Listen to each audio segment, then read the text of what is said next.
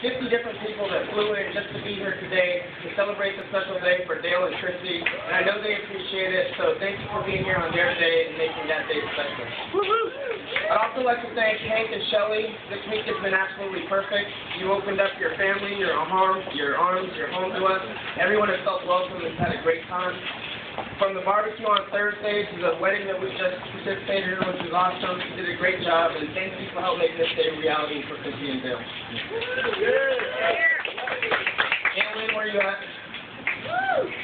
She's awesome. As Hank said, that she spent time and effort putting together all these decorations together, so that the last detail of this wedding was perfect. The wedding was perfect. The decorations were perfect. I hope you send me a dance later. You're awesome. Again. All of the groomsmen and everybody that went out last night for Dale's bachelor party. I didn't think that we were going to get the quilt finished, but we did. A very awesome and wholesome time. We got Dale back. Beautiful. Thank you for helping take him out and showing him a good time. And then finally, I'd like to thank Erica and all the bridesmaids for going today. There's a lot of effort that goes into these weddings. It's a big event, and Christy had an awesome team of girls behind her, and I know that it was a lot easier for her because of the support that you guys gave. So thanks to everybody. Now, I met Dale about 10 years ago. I was working at LA Air Force Base. Turns out we ended up working in the same building, same organization, same office, same program. Did that for a couple of years. I went on a couple of years later to Maxwell Air Force Base, officer training school, and I understand that some people here from officer training school. It's not cool. But a year later, who shows up? Dale.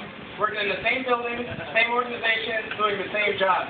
I was beginning to think you were stalking me, to be quite honest. But luckily, during that time there, he met Christy, and she distracted him long enough that I could make a getaway to San Antonio. It's your problem now. Now, truthfully, working with Dale has been an absolute privilege. I've learned so much from just being around him and watching him. He is honestly the type of officer that I strive to be. He's dedicated, he can see the big picture, he's driven, and he's a true leader. Now, I'm standing up here and it pains me to say that because I was hoping that I could go my entire friendship with him and not let him know how much I thought of him. But I figured if I could let him know on any day today, might as well be the day. So, again, I think he is an amazing officer. And I come from a military family. My grandfather was retired Air Force, my dad is a retired Marine. I spent 10 years in the Air Force, and he is by far the sharpest officer I've ever seen. And I've always respected that. And I tell a little story to kind of illustrate these characteristics that I've been telling about Dale. While he was at Maxwell, he got deployed to Iraq for a year. And he was out there helping set up the new Iraqi Air Force. His job was to train those folks coming in, do all the setup. And at the end of the day, when everybody else was going home, they were packing their stuff up, going back to their beds to unwind. Dale didn't do that. He saw an opportunity and he said, you know what? Right here, right now, I'm going to make the most of it. There were some Iraqi generals there, some Iraqi colonels there, and Dale stayed afterwards to take the time to get to know these guys, figure out what experiences they went through, figure out about their culture, what made them tick, and how they got to where they were. And he used that knowledge to help build the next Iraqi Air Force. And he did such a good job at that that he earned the Bronze Star while he was out there, which is absolutely amazing. Good combat.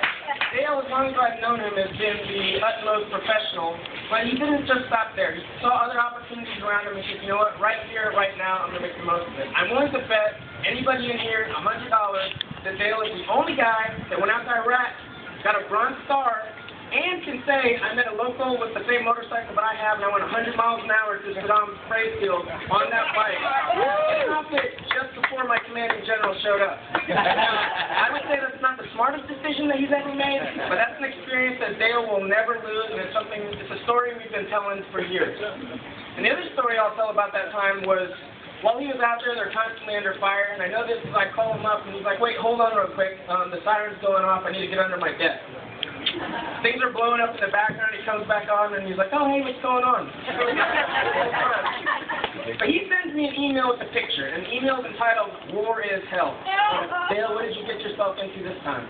I open up the picture, and what is it? It's Dale, topless, in Saddam Hussein's hot tub. So even amidst a bad experience, he made the most of it, saw an opportunity, and again, right here, right now, made the the most of it.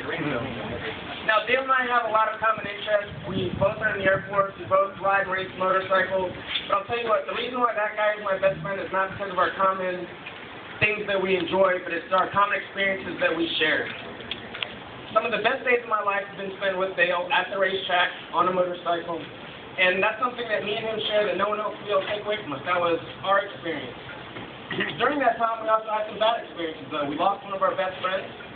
I lost 2 other friends, and I went through a lot of personal stuff, and it was, excuse me if I get a little bit choked up. But it was nice to know that even though I was going through those bad experiences, that I wasn't going through them alone, and Dale was right there the entire time. He has proven himself to me as a friend over and over again, and I'm proud to be up here as his best man, even though it was second choice. I'm glad that but I'm happy and honored to be here today. Quick drink of my beer, hold on. So, but the whole reason we're here today is because Dale finally met the girl of his dreams, the smart, beautiful Air Force officer that you see in front of you. Now, I remember very clearly today that he called me up and was like, Tom, I met this beautiful girl. She's amazing. And I was like, Dale, online does not count. I was like, no, really, Tom. She's near a commissioned officer training school, and I met her here. She's amazing. I'm like, Dale, second thought that comes to mind, you are not allowed to date students. That's against the rules. He's like, no, she's a flight commander here. She's amazing. And I knew things were getting serious when I tried to log into his computer, and his normal password, AR Racing, which is the name of our team, didn't work. And I called him up, I'm like, Dale, what's your password? He's like, oh, I changed it. Changed it, Dale. Do I have to tell you? I'm like, Dale, just tell me, what is your password? On fire for Geyer.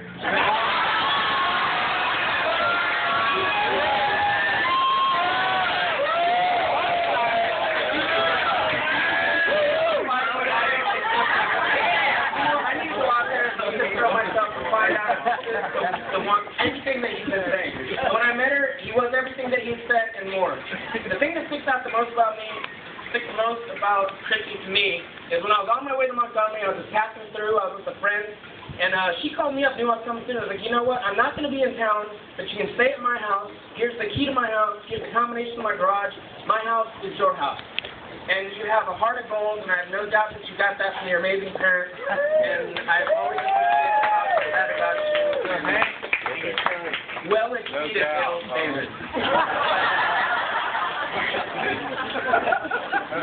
But I'm very happy to stand here before you. I know that you guys are going to have an amazing, happy life in front of you. You're going to have your own experiences, your own stories.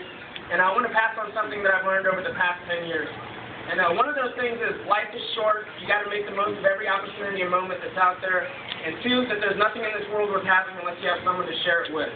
You have the person that you love, the person that loves you, to share every moment after this point together. And even this moment today, I want you to just take a second, look around you. All these people are here from you. Soak it up. This is your day. This is your wedding. Enjoy the moment. Just like you did in Iraq, just like we did at the track. Think right here, right now, and make the most of it. So my wish for you is that wherever you're at, whatever you're doing, you'll recognize that the person that you love is standing next to you, and those experiences are going to be yours, and just take half a second to say right here, right now, and make the most of every opportunity that comes your way, because there's going to be lots of them.